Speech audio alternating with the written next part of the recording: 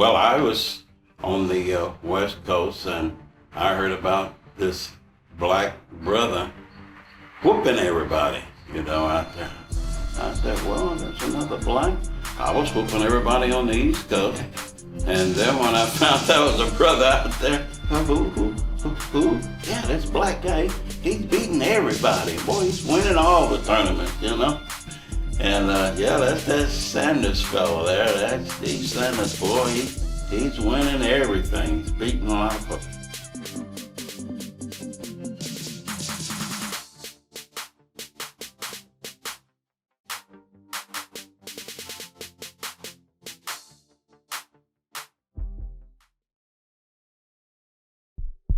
My grandfather, at the age 4, he hung a bag up that was filled with cotton and dirt in the bottom of it. He took me out there at the age 4. He said, you can hit it, you can kick it, you can even hit it with a stick, but you can't put holes in it. And he put me out there, and I'm hitting it with my hand, and my little hands started bleeding. My grandmother came out, she said, oh, and she wrapped my hands up, And I'm thinking that she gonna keep me in the house because my hands are hurting. She took me and put me back in that smokehouse and said, go at it, And I'm looking at her and saying, I'm hurting. So I'm thinking to myself, she says, no, your grandfather put you out here for a reason. You hit that bag. She had wrapped my hands up so it didn't hurt anymore, so I'm out there hitting. I hit that bag from the age of 4 until I was around 8 or 9 years old. And I got so after a while, I wasn't just swinging at it. I got so I could hit. I came up in a slave era. My grandmother and grandfather were slaves, actual slaves. I came up, I was born in 1939. Can you imagine what it was like in 1930? The Klan was running rampant at that time. I almost got lynched in Mississippi. My grandmother sent me to the store. She sent me down to get some groceries with a little list. And when I got to the front of the line, white people started coming in. You would wait until they went and got their stuff. When I'm standing in line, I'm saying, why are you waiting for them, And finally I said, excuse me, sir. I said, I'm next. He said, wait your turn, nigga. So I'm standing there and I'm thinking, man, my grandfather got me that way too. He said, don't you allow no white man to call you a nigga and get away with it. So I'm standing there and got a little can of tomato paste about this tall, about this big around. I took that can of tomato paste and threw it and hit him upside the head. You could see his head was bleeding because I put a dent in his head with that can. So I dropped everything and I ran down to my grandfather's house. My grandfather told my father, oh, get him and take him and put him on a plane. They're gonna come for him. And my father got me out of there, put me in the truck and put me on a plane back to Kansas. My father said he got back to the house. My grandfather was sitting in a chair in the living room with a shotgun, laying cradling like he do a baby. 15 white men came to my grandfather's house looking for me. I'm 11 now. They asked for me. And my grandfather walked to the door, opened it up with his foot, stood in the door with his shotgun across his arm and said, yeah. And one of the white men, my father said, step forward. The white boy stopped him and said, there's the LC there. He said, when he said, ain't here, yeah. Because they knew my grandfather would shoot, And my father said after they left, my grandfather went out back. He makes a sound with his mouth. He raises his shotgun up and he turns it 3 times in the air. 30 black men stood up in the cornfield out back of the house. All of them had shotguns. They wouldn't sell rifles to black people back in the day. They could only go hunting with shotguns because they knew that if there was a problem, they could stand out 100 yards and shoot them. They could not shoot them back. So they wouldn't sell them. I learned a lesson from that. And there are things that he told me that I wouldn't want to put on film. But one of the things he told me was never to be afraid of a white man. Even today, I fear no white people at all. No matter how big or how bad he think he is, I'll fight him. And that's because of my grandfather. He put me on a warrior path.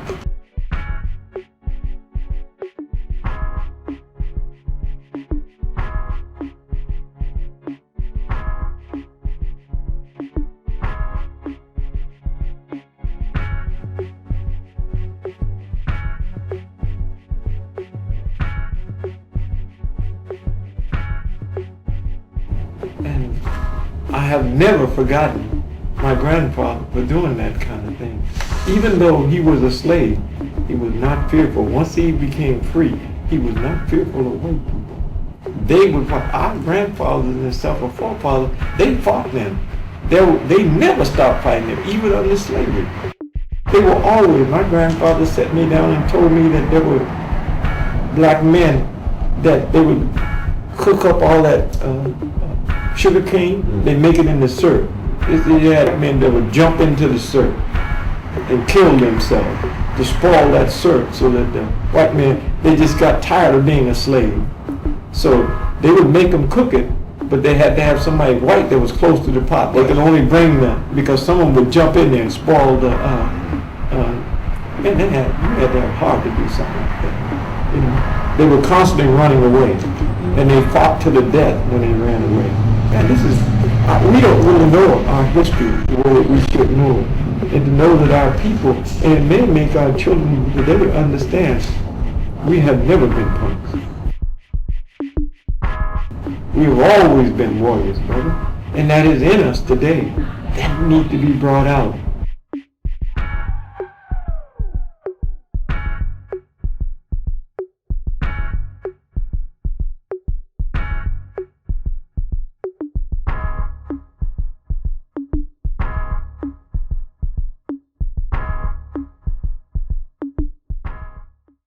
Well, I went through the 4 tips and I made brown belt under Danny and Asante.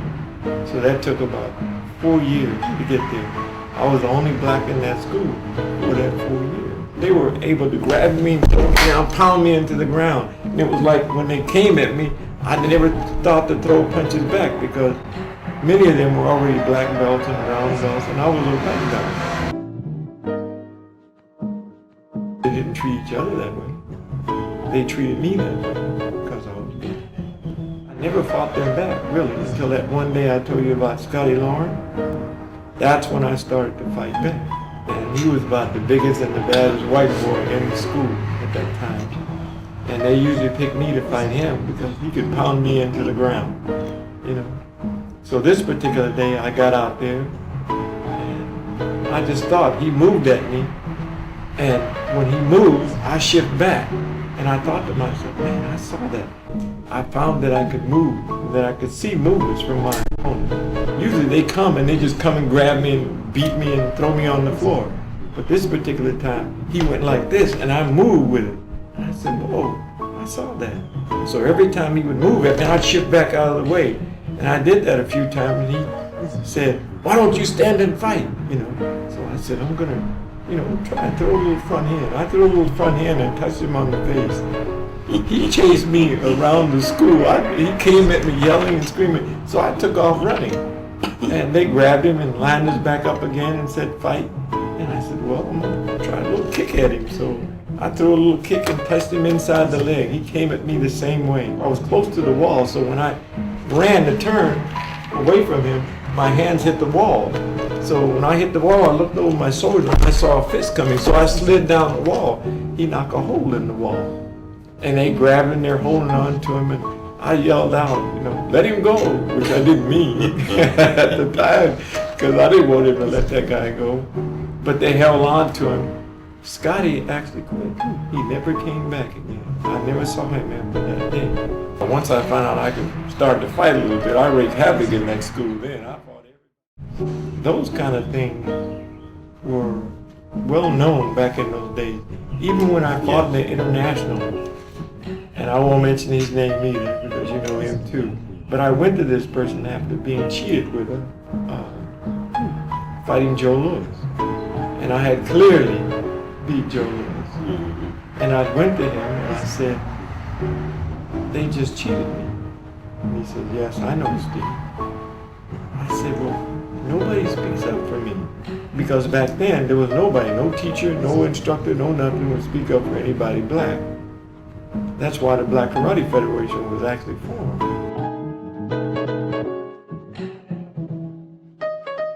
This is the way I feel. So I said, he said, no black is going to win now. They're not ready for a black champion. And I said at the time to him, I said, but I'm here now. This is my time. Tomorrow it may not be my time. This is the best fight I've ever done. But right now, this is my time. This is where I said, I'm sorry, Steve. And I became better and better and better until finally they had to let me win. It was asked later on, how did you handle that? And I said, I turned pain into skill. Bruce and I became friends. And he wasn't what you call really quick. He had what you call uncanny timing, which means his timing for striking was darn near perfect. He studied black fighters. If Bruce was alive now, he would let you know that, and it was said by Bruce, if you want to learn how to fight, you should study black boxers and black fighters. The day that I met Bruce, he was sitting with Chuck Norris, and he asked Chuck, he said, who's that guy? Man, he's got extremely fast hands and feet. At the end of my match, I was standing there, and Bruce came out. He was known as the Green Hornet at the time. He was loved by everybody in the martial arts. So he came out, and he touched me on the shoulder, and I turned around. And on the Green Hornet, wearing that black, he looked very thin. But in person, he had on a suit. He looked buff in that suit. So when I turned around, he said, Steve. I said, yes, sir. He says, you have very fast hands and feet. I said, oh, thank you. And he talked for a little bit and was elaborating on my fighting skills. And he decided to walk away. And he stopped and he said, do you know me? And I said, no. He said, Bruce Lee. It was like a big light. Whoa, man, this is Bruce, I ran up to Green Hornet. Yeah, the Green Hornet. And I shook hands with him, And he said, stay in touch, I said, how? Many people don't know that I spoke with him quite often. He had films on me in fighting. And he had a film on me from white belt to brown belt to black belt. And I was watching this film one day, and I saw this kid fighting, and he was really raggedy. I mean, he was stumbling and throwing and had all kind of crazy form. And I said to myself, man, that dude is terrible. When it came up close, it was me. I said, whoa, I was really embarrassed because I was talking about how bad he actually looked. But that was me as a white belt learning. Then he came, next film, it was me as a brown belt. And it was the same distance. I said, oh, looking at, he was moving really nice, I said, I'm thinking now, and I'm waiting for it to come close. I said, yeah, that's me, When it got there, he had it also in black, and it showed the improvement in each stage. There was a great improvement from the beginning up until making black belt. And he studied all black fighters, including Muhammad Ali and Joe Louis and Sugar Ray Robinson. He had films on all of them. All the great, that's why you saw him throw a lot of boxing type movements in his movies, because he studied those boxing.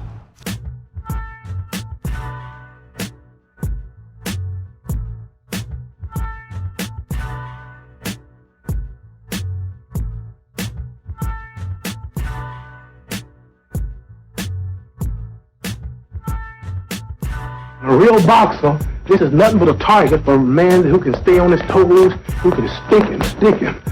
Stay off range when he don't want to punch.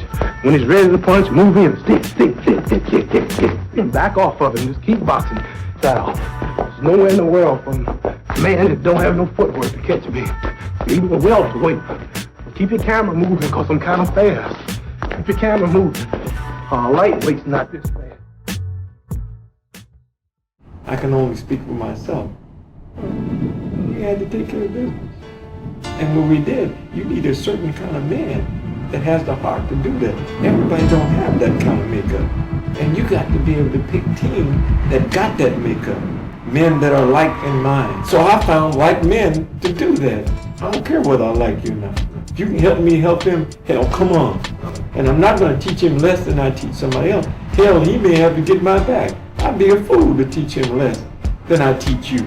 Because hell, him and I are the only one. He said, I got your back. Now I got to watch over my shoulder and try to fight in front because he may be gone to let somebody get to me. That can't happen. we had a training unit here, like we had in LA. And Allah is beautiful. We were picking people at the door as they came in. So when we saw strong brothers coming in the door, they weren't Muslim, we would stop them and say, you know, we're the security team and we were in good shape, look strong and hard. I weighed 165 then, look a lot different than I look now. And all the brothers, because we did pull-ups and dips and push-ups, we had wide backs with big shoulders and stuff. We'd be standing at the door and they walk up to the door. And the brother was already built and stuff and looked strong. We would stop him at the door and say, brother, you know, you go in today, and if you accept, tell them that you're already part of the security team. That's why you came in. You know, we started getting strong brothers at the door from there. We started training those brothers. We got up to 19 men. I mean, strong brothers, 19 strong men. But with that 19 brothers, they had us to do the fighting and do all the things that needed to be done. They had us to do it because we were training military. We were training tactics-wise as to how to fight. When we fought some people there, we fought them to negotiation. There was about 60 of them, and there was 11 of us. And they were coming at us with sticks and all kind of stuff. We were putting them down. By the time, so they had us kind of like, we had moved up against the wall, and we had made a semicircle around that wall. And we used that wall as our back so they couldn't come and get it because they could have encircled us if we had went to that wall. So we had kind of like a horseshoe. And we were standing in a fighting stand. We were dynamiting them dudes, brother. We had this big brother in the back. And he could hit harder than all of us. He weighed about 225 pounds. He was cut up, brother. That dude was fast, a hard-looking brother. Had just got out of the Marine Corps too. We had him on our team. And what we would do when they came up to try to hit, we would block, and grab him and throw him in that ring. And that brother would knock him cold when he hit him, brother. We had 18 of them piled up in that horseshoe that we had there. And they finally started. Every time one went, like he's coming out of it, he'd go tag him again, put him out again. He could knock you out cold, brother. So they negotiated with us to stop fighting. Brother Halim came down and negotiated that. And they put us in jail that night. So you know what I'm talking about now. Yes, they put us in jail. And I'm sitting there, you know, I'm beginning to feel where they was hitting me with those sticks and stuff. And at the time, we didn't feel it. You know, because we fighting, and we fighting for our life, you know. I'm in jail, I'm sitting on the bed like this. I'm sitting like this on the bed. I saw this guy look around the corner. He looked around the corner and I'm looking at him and said, he goes, like that to me. I didn't move, I just sat there. Then I saw another head come around. Then all of a sudden a mattress, like a mattress on a bed, came around and got in front of the door. I heard him say, open 5, which is what I was in. And the door started to slide open, you know, and I stood up. And as the door slid open, you couldn't see what was behind the door. What they're going to do is smother me with the So when the door opened out, I did a spinning back kick. And hit that mattress. When I hit it, I heard somebody go, and he said, close number 5, close number. So they closed the door back. After that, they never came back and tried to open that door again. Because whoever I hit, I don't know who I hit, but I hit somebody and got them solid with that kick. They said, close that door back. And they closed that door back. And I'm sitting there on that bed and I'm thinking now, they came by for the rest of the time before they came and got it out of there. And all of them came by and went like that to me. And you know what that means. Right. You know? But they never came back in there. I can say it now. At the time, I was a police officer. You don't even recognize me. I recognized some of them, but they didn't recognize me. They weren't even looking at me in that manner where they could recognize me. No, they just hated me at the time. Oh, God. Yes, sir. As I walked out of there, when they came and got me, I walked out of there, and they were all going like this, you know, towards me. Because I was wreaking havoc. I couldn't hit like this dude at that time could hit. But I was wreaking havoc on them. Some of them had got broken ribs, broken jaw, broken foot, because we was stomping them on the, we was firing them dudes up, man. But we went to a range and we rented whatever we needed to use to practice with, you know. And I had some to practice with all kinds of different things, because it was said, and I had heard it being said earlier, that we don't carry not even a penknife. But when you get something, you take it from the enemy. You must know how to use it, because you must see if God is as merciful to him as he was for you. I worked with Wesley. I got the job with Wesley. We were at one of the Cal States there, and I had roaming security, where I roam around the building, and any hot spot, we would handle that. I get a call to go outside because they got gang members out there. They want to come in and hear the minister, but they don't want to pay. So I went and checked, and he said, you can let me in. You know, if they want to hear the minister, you can let them in. He said, but get an understanding with them. There will be no mess when they come in. So we went over. Wesley was sitting in the truck. And so we're standing there talking. And I get an understanding with him and say, now, you're in charge of these men, right? He said, yeah. I said, anything go wrong in there, we're not going after them. Guess what we're coming after? We're coming after you. So Wesley heard me see that. And when he came inside, he asked about who the guy was outside talking, because he liked the way I dealt with the gang member. Said, is that the guy that do karate? And the guy said, yeah, that's the karate guy. He said, can you introduce me to him? So some guy came outside and got me and said, Wesley Snipes. He says, I'm looking for a bodyguard. He said, you think you're interested in it? I get down there, and on that paper it says, you don't have to worry. I'm going to take good care of you, Steve, if you become my bodyguard. So I took that to heart and said, okay, brother, when I'll be gone, I'd come back to my room sometime, and I'd be so bothered by not being able to see my family or see my wife. And I'd come home and open the door, my wife and my family would be sitting there. I didn't know he had even sent for her. This is for me, and for you letting your husband protect me. He was a good brother. He took very good care of me, and in return, I took care of him. He was never negative. Yes, he was sir. always positive. Yes, sir.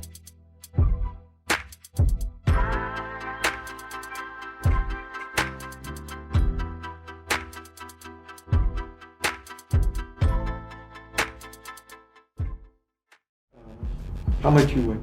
185. 185. I may be able, he throw a blow, I may be able to stop that blow. But if I can't stop it, first time I hit it and he shifted my body back, this guy's strong. So next time I hit, I'll take it and redirect it, which means that that blow will continue, but it continues past me now. I didn't try stopping him because he moved me back when he stopped. Too strong for me. Hitting with your fist, you can do that. But our hands are not made, neither your hands made that. They hit bone on bone, where you can do it and get away with it a little bit. So what I learned to do is I learned to target bone areas that I could break, where it wouldn't hurt my hand. So rather than hit you here, I'll hit you there if I hit you with a quick hand. Get a good impact with that blow, with that little snap. When I hit, and make your head turn. And if you turn far enough, I'll hit that shoulder and spin you back, and then I'll hit any part of the body that I want. You attack certain areas. If I want to break the jaw, I'm not going to try breaking it here. I'll break it here, because this part is only connected here. You can actually take this loose and take it all the way out if you want to do that. This up here is connected to all of this. So when you start hitting to the head, you're hitting to something that is very big and very broad. But this, when you attack that, you can take that out. And I remember when I was out here and I hit, I actually changed the hand. I didn't just hit the side of the jaw. I actually changed it down so I could actually take that part of the jaw out. You understand? If I want to hit you here, I'll take it and hit you with a palm there, not with a fist. I can break that. This is not going to break when I hit with it. So I'm learning how to target my opponent. When I hit you, I don't just hit you in the stomach. I'll go a little higher and hit you in the solar plexus, which will take the breath away from you. And if I want to break something, I just move it over a little bit to the rib cage. So anywhere you got a fat man, he's got a big stomach on him, where you can hit that stomach and may not penetrate it, because Their stomach muscles are actually made to take blows this way, not made to take blows this way and this way. When I want, if I hit you in the face, boom, your body lean back, and I want to palm you, boom, and I want to drop it down, boom, I send it down through the body, not into the body, but down. I can hit you up here and make you grab your groin, because I send the energy down into your groin, not just into your stomach. That energy continues down. You understand what I'm saying? Hell, should be able to hit here and make you go on both sides. Same thing with the back. Get hit here, he should feel it all the way in his back. But you have to know how to penetrate. And to be able to kill the body is actually very tough. But you can kill it very easy if you know how. And you can kill it as quick as you can with a gun.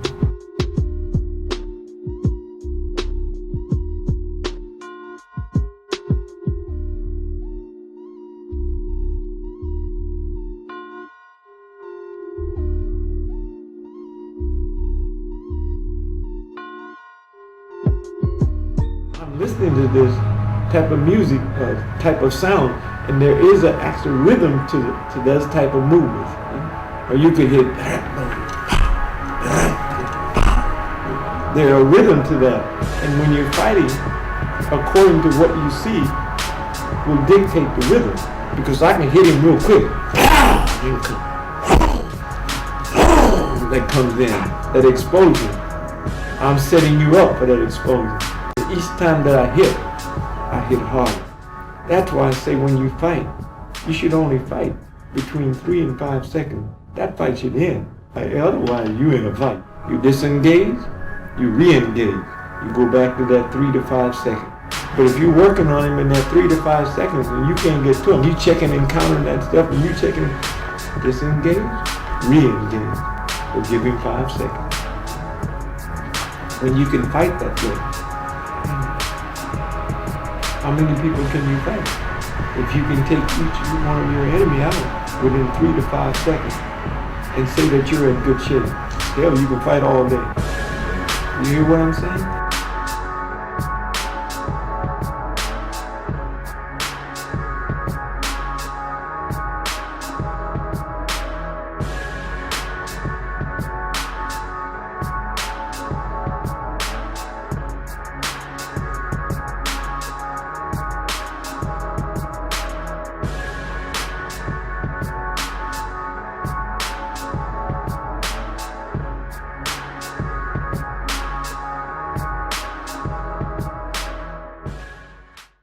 I've been on 1 meal a day for 30 years now. I have not deviated from that. I go through those 4 laws: spiritual law, dietary law, fitness law, and skill law. I act on that every day. And I eat bean soup every day. That's part of my diet. That helped keep me. It put protein because I don't eat no meat. I haven't had any flesh in 30 years. No fish, no chicken, no nothing. Just a vegetable plate along with that cup of bean soup. And physically, it has kept me physically young. Not like I was when I was 20 or 30, but physically young.